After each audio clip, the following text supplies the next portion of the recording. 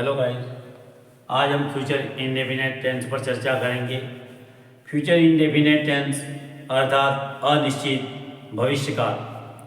साथियों, इससे पहले यदि आपने पाटीदार ज्ञान चैनल को सब्सक्राइब नहीं किया तो पाटीदार ज्ञान चैनल को सब्सक्राइब करें, बेल आइकन प्रेस करें ताकि आने वाले इस प्रकार के वीडियो आपको समय पर मिलते रहे। तथा वीडियो अच्छा लगे तो अंत में लाइक, कमेंट और शेयर करें। चलिए शुरू करते हैं। फ्यूचर इंडेफिनेट टेंस जिसकी पहचान है या हिंदी वाक्यों के अंत में ता हैं, ती हैं नहीं आएंगे, बल्कि यहाँ पर हिंदी वाक्यों के अंत में गा, गी और घे आता है। जैसे कोई वाक्य हम लेते हैं, हम कल मिलेंगे, यहाँ पर हिंदी वाक्यों के अंत में गे आया है। तो यहाँ पर जो सबसे पहले जो हिंदी वाक्यों को देखकर हम इस बात का अंदाजा लगा सकते हैं कि वाक्य किस टेंस का है। तो इसका जो सूत्र है, सबसे पहले में इसमें कर्ता आएगा, कर्ता के बाद सहायक क्रिया, सहायक क्रिया के बाद मुख्य क्रिया और उसके बाद कर्म का प्रयोग किया जाता है। जिसे कर्ता का अर्थ होता है सब्जेक्ट और सहायक क्रिया का मतलब होता है हेल्पिंग वर्ब, जो यहाँ पर विल और शर है। उसके बाद क्रिया का पहला रूप अर्थात मेन वर्ब यानी वर्ब की फर्स्ट फॉर्म और कर्म अर्थात ऑब्जेक्ट का प्रयोग इसमें किया जाता है, जो सूत्र के रूप में यहाँ लिखा है। साथियों, पहले आई और वी के साथ सहायक क्रिया शल का प्रयोग हुआ करता था तथा ही, शी, नेम, यू तथा दे सभी के साथ विल का प्रयोग होता था। पर अब शल और विल की जगह केवल अब विल का प्रयोग किया जाता है। अब शल का प्रयोग इस मॉडर्न युग में नहीं किया जाता है। इस मॉडर्न इंग्लिश के अंतर्गत आई और वी को लिखने की दृष्टि से शल का प्रयोग किया जाता है आई और वी के साथ। तो हमें अब इतना नहीं याद रखते हुए केवल हमें सभी के साथ विल का प्रयोग करना है। जैसे आई, वी, ही, शी, नेम, कोई नेम जैसे राम, मोहन, श्याम आदि, यू या दे सबके साथ हमें केवल अब विल का प्रयोग करना है। हमें आई और वी के लिए शल इस प्रकार लिखा, इसलिए लिखा क्योंकि कभी हम लिखने की दृष्टि से अगर बुक्स वगैरह या कॉपी के अंदर लिखें तो विल का प्रयोग कर सकते हैं, लेकिन अब आवश्यकता नहीं है। सब जगह हमें केवल विल याद रखना है।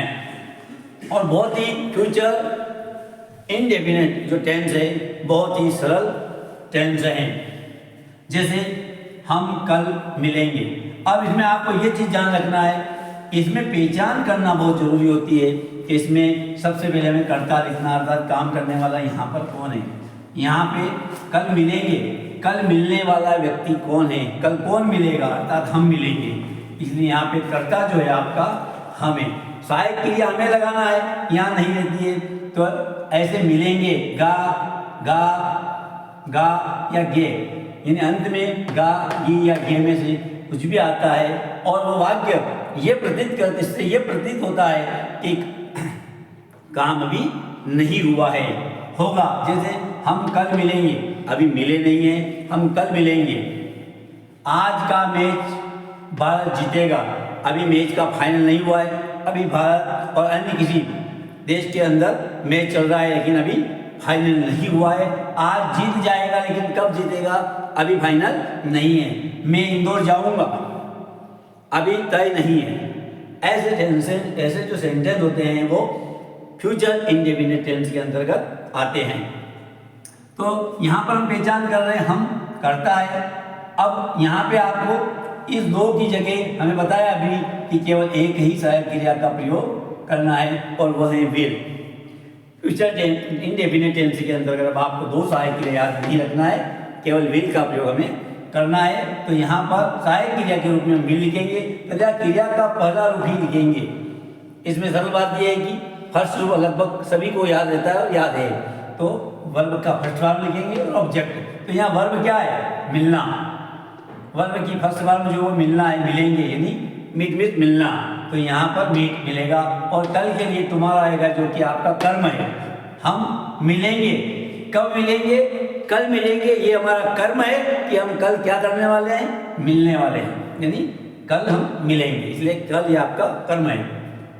आज का मैच भारत जीतेगा, यहाँ पे कर्म सब्जेक्ट को पहचानने में थोड़ी प्रॉब्लम हो सकती है, वाक्य को अलग ढंग से लिखा गया है, तो हमें समझना है आज का मैच भारत जीतेगा, अर्थात मैच खेल कौन रहा है, व्यक्ति नहीं खेल रहा है यहाँ पर, या मैच जो खेलने वाला वो इंडिया है, अर्थात भारत है, अर्थात कर्ता जो है आपका वो भारत है, हमें ये याद रखना है। तो यहाँ पे जो आपका कर्ता है वो सबसे पहले कर्ता भारत आएगा, यहाँ बीच में है लेकिन ये सबसे पहले आएगा। अगला है जैसे यहाँ पर कर्ता देखिए, तो यहाँ पर मैं करता है, क्योंकि इंदौर जानने वाला कौन है, मैं है। इस प्रकार हमें कर्ता की सहायक क्रिया उसमें आपका लगाना है, और उसके बाद मुख्य क्रिया क्या आएगी इस बात का हमें देखना है। सबसे पहले हम पहले वाक्य को लेते हैं, हम कल मिलेंगे। ये हम पहला वाला जो वाक्य ले रहे हैं, हम कल मिलेंगे, हम के लिए हम वी का प्रयोग करेंगे, वी।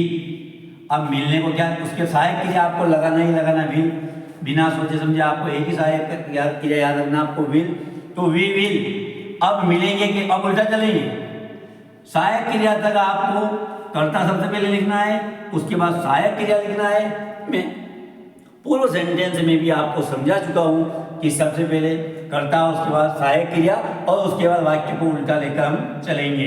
तो मिलेंगे मतलब मीट, अब मीट यानी आई विल मीट, हम मिलेंगे, अब कब मिलेंगे, फिर उल्टे चलते आओ, मीट टुमारो, टुमारो यानी हम कल मिले थे अगर आता तो यहाँ यस्टरडे होता है, लेकिन हम कल मिलेंगे इसलिए टुमारो मतलब आने वाला जो कल के लिए यूज किया जाता है, इसलिए हम टुमारो लिखेंगे। तो वी विल मीट टुमारो। इसी सेंटेंस को अगर हम नेगेटिव बनाना चाहे तो यहाँ पर सहायक क्रिया के बाद नोट लगाया जाता है, अर्थात यही नेगेटिव वाक्य आपका बन जाएगा, वी विल नॉट मीट, फिर वही टुमारो। इस प्रकार से अगर इसको इंट्रोगेटिव बनाना है आपको, यही वाक्य आपका इंट्रोगेटिव बन सकता है। इंट्रोगेटिव के लिए हमेशा सहायक क्रिया को आगे रखा जाता है, जैसे विल, और उसके बाद आपका कार्य करने वाला यानी कर्ता विल वी, उसके बाद नोट यहाँ पर नहीं है, केवल इंट्रोगेटिव सेंटेंस है, उसके बाद बाकी बात, तो वी विल मीट टुमारो। इस वाक्य से बनाएंगे तो ज्यादा आसान होगा। इसे स्वीकारात्मक वाक्य कहते हैं, इसे नेगेटिव वाक्य कहते हैं, और इसे इंट्रोगेटिव वाक्य कहते हैं। इंट्रोगेटिव वाक्य के अंतर्गत क्वेश्चन मार्क लगाना अनिवार्य होता है। इससे अगर इंट्रोगेटिव बनाएगा आसानी से बन जाए, कुछ भी नहीं करना आपको, विल आगे रखना है, कर्ता इधर लेना है, इसको क्रॉस करना है, तो आपका इस प्रकार का इंट्रोगेटिव सेंटेंस बन जाता है। बाकी जो पीछे का जो सेंटेंस होता है वो यथावत लिखा जाता है।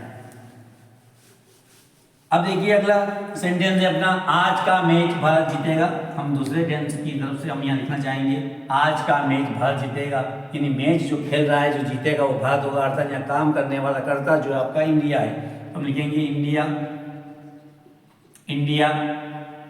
अब यहाँ पे आपको विल लगाना है, इंडिया विल, यानी ये हो गया ऐसे जीतेगा। अब क्या है, जीतने को क्या बोलते हैं अपन, विन, अर्थात India will win, India will win, win मतलब जीतना, यह होगा इंडिया विल विन।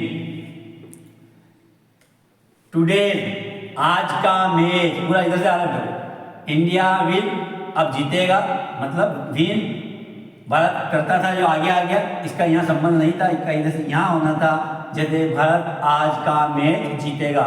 लेकिन वाक्य को जानबूझ किस प्रकार समझाने के लिए लिखा गया है कि कर्ता तभी बीच में भी आ सकता है, जिसे हमें पहचानना होता है। तो इंडिया विल बी, अब क्या जीतेगा, आज का मैच, पूरा एक ही आज का मैच, हम लिखेंगे टुडेज, और उसके बाद लिखेंगे मैच, MAT मैच, तो आपका होगा India will win today's match. इसी को नेगेटिव बनाना है तो कुछ नहीं करना आपका, नेगेटिव बनाने के लिए India will not win today today's match, ये हो जाएगा। इसी प्रकार इसको नेगेटिव इंट्रोगेटिव बनाना है तो इंट्रोगेटिव बनाने के लिए कुछ नहीं करना, इसको आगे लिख दीजिए आप विल, और उसके बाद इंडिया को पीछे लिख देंगे इंडिया, फिर वही आए विन और टुडेज फिर मैच। इस प्रकार इसका यह स्वीकारात्मक वाक्य है, जिसे सकारात्मक भी बोलते हैं अर्थात अफर्मेटिव सेंटेंस कहते हैं। ये नेगेटिव है जिसे नकारात्मक सेंटेंस कहते हैं, और ये इंट्रोगेटिव है जिसे प्रश्नवाचक सेंटेंस कहते हैं। एक और होता है जो हमें हमेशा बताता हूँ, इंट्रोगेटिव नेगेटिव, जिसमें प्रश्न भी पूछा गया और मना भी किया गया है। जैसे क्या आज का मैच भारत नहीं जीतेगा, क्या आज का मैच भारत नहीं जीतेगा, तो आएगा इंडिया। सबसे पहले विल आगे लगा देंगे, will India, will India, will India not, कर्ता के बाद नॉट लगता है, तो will India not win, win today's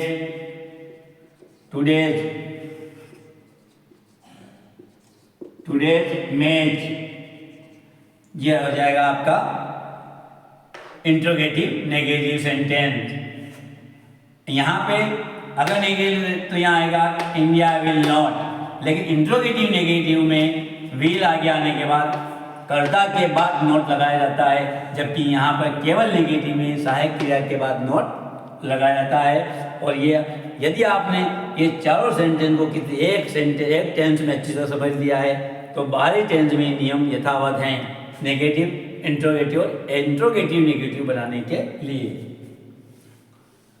अगला सेंटेंस है अपना, मैं इंदौर जाऊंगा। देखिए यहाँ पे कर्म है, जो कर्म है वो इंदौर जाने का है, जो काम व्यक्ति करेगा वो क्या करेगा, इंदौर जाने का, अर्थात उसका कर्म है वो इंदौर जाएगा। तो यहाँ पे तीसरे सेंटेंस को लेकर हम चर्चा करेंगे, मैं इंदौर जाऊंगा। तो यहाँ आएगा आई विल, अब जाने को हम बोलते हैं गो, तो आई विल गो। अब कहाँ जाएगा, गो टू आएगा। जैसे मंसूर के लिए मैंने कई बार लिखा है टू लगता है, तो इसका एक अलग से वीडियो मैं आपको बताऊंगा। तो I will go to Indore, I am Indore, तो I will go to Indore, यानी मैं इंदौर जाऊंगा। अब इसी का नेगेटिव बनाना है, तो हम लिखेंगे आई विल नॉट, फिर वही आपका यथावत गो टू इंदौर। अगला आपका इंट्रोगेटिव सेंटेंस बनाना है, तो इंट्रोगेटिव सेंटेंस बनाने के लिए विल को आगे रख देंगे, बाकी वाक्य यथावत I will I go to Indore, Indore. इस प्रकार से। और इंट्रोगेटिव नेगेटिव बनाने के लिए आएगा आपका विल आई नॉट, कर्ता के बाद नॉट, फिर यथावत गो टू इंदौर। इस प्रकार से किसी भी सेंटेंस को बड़े ही आसानी से हम बना सकते हैं। फ्यूचर इंडेफिनिट टेंस के अंतर्गत सहायक क्रिया केवल हमें आज के हिसाब से हमें केवल विल याद रखना है। सभी कर्ताओं के साथ, चाहे आए हो, चाहे वी हो, दे हो, शी हो, ही हो, कोई नेम हो, ईट हो, कुछ भी हो, सबके लिए हमें केवल विल याद रखना है। एक ही सहायक क्रिया है, यहाँ पे दो सहायक क्रिया का प्रयोग भी आप करना चाहें तब भी गलत नहीं है, लेकिन हमें इतना न याद रखते हुए केवल अब विल का वो याद रखना है। साथियों, यह वीडियो आपको कैसा लगा हमें कमेंट में बताएं, तथा वीडियो अच्छा लगे तो लाइक, शेयर तथा कमेंट कीजिए तथा चैनल को सब्सक्राइब कीजिए। धन्यवाद।